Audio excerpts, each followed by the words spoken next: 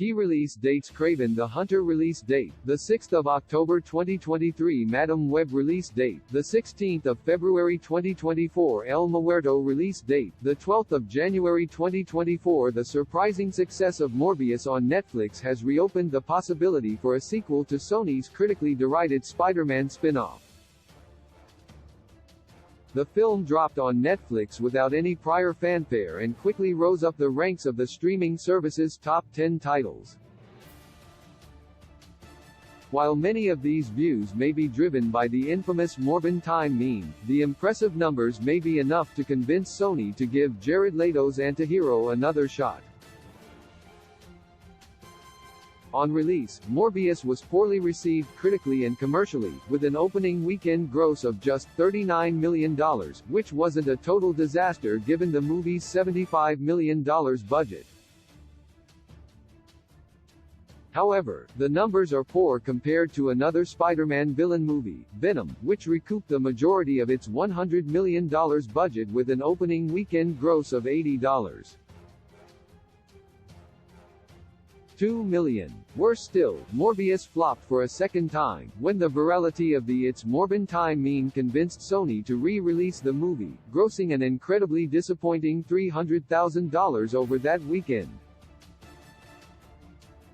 With Morbius now the second most watched film on Netflix, it's entirely possible that a resurgence in interest could see Sony finally green-light the Morbius sequel. Unlike Venom, which clearly set up a sequel in its mid-credits reveal of Woody Harrelson as Cletus Kasady, aka Carnage, Morbius instead introduced Michael Keaton's Vulture into Sony's Spider-Man adjacent universe. The scene between Jared Leto and Michael Keaton appears to set up Sony's Sinister Six team-up movie rather than Morbius 2. Sinister Six is still clearly pushing ahead, with Aaron Taylor Johnson's Kraven the Hunter due for release in 2023. There are also plans for a Madam Web movie, another Venom sequel, and a spin-off film featuring superhero wrestler El Muerto, but there are no current plans for Morbius 2. It might be that Sony is waiting to see how well these other Spider-Man adjacent movies perform at the box office before committing to more Morbius. The potential new audience introduced to the first movie through Netflix in this interim period may now be enough to improve Morbius 2's box office potential and secure a studio green light. Everything we know about a Morbius sequel. What is known about Morbius 2 is that it doesn't currently feature on Sony's slate of upcoming Spider-Man adjacent movies between now and June 2024. The closing scenes of Morbius suggest that a sequel would find Martine Bancroft, Adria Arjona, dealing with her new vampire physiology, becoming either friend or foe to Michael. It would also likely build on the mid-credits introduction of Adrian Toomes to Michael Morbius, as they decide to do some good. Jared Harris and Matt Smith as Dr. Nicholas and Milo likely won't return for the sequel, having been killed off in the initial movie.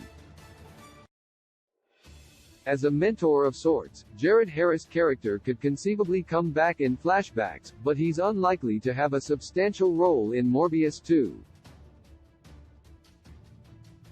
It's highly likely that Jared Leto's Michael Morbius would return for a sequel, as Sony wouldn't have contracted him for just one movie, despite how poorly it performed. For example, Tyrese Gibson, who played Simon Stroud, shared on Instagram that he had signed a 3-movie deal, so it's highly likely that Leto will have signed something similar. Simon Stroud was a regular character in the Morbius comics, so it makes sense for the character to feature in future movies. With no sequel announced by Sony, potential plot points and casting is all there is to go on regarding Morbius 2. It's also unclear how much the poor reception to Morbius will affect Sony's plans for their big-screen Sinister Six, which currently bears no resemblance to the one from the comics. At this stage, it appears to be more like a Spider-Man villain version of the Suicide Squad than the deadly supervillain team from the comics. Whatever form it takes means that audiences are still likely to see Michael Morbius at least one more time, even if that isn't in a direct Morbius sequel. How Netflix could lead to Morbius 2 happening between September 5-11. Morbius was streamed on Netflix 6,971,428 times, with total viewing 12,200,000 hours, earning it a top 5 slot. With an average movie theater ticket costing $9.57, the number of streams translates to a gross of $66,716,565. 96, a significant improvement on Morbius' original opening weekend gross of $39 million. Sony could be enticed by these promising numbers, but should heed the lessons of the It's Morbin Time debacle. Re-releasing Morbius based on an online meme was a disaster for Sony, and exemplified how studios don't quite understand internet subcultures. Jokes on Twitter, and a funny Jared Leto video on Instagram don't guarantee big box office numbers. Arguably, the It's Morbin Time meme took on such a life of its own that seeing the full movie would likely have ruined the joke for people. Morbin Time is likely driving many of the views on Netflix, which explains the disparity between streams and hours viewed. With a runtime of 104 minutes, the near 7 million streams equates to 12,083,808 hours, just under the total viewing figure given by Netflix. The additional hours are likely made up of people revisiting key scenes for the purposes of creating meme-worthy images. It would therefore be dangerous for Sony to base a Morbius sequel on these Netflix figures alone. However, if the film is gaining a so bad, its good reputation through its new life on Netflix, then this cult status could be just enough to improve the box office takings for Morbius 2 and make the Jared Leto-fronted sequel a real possibility.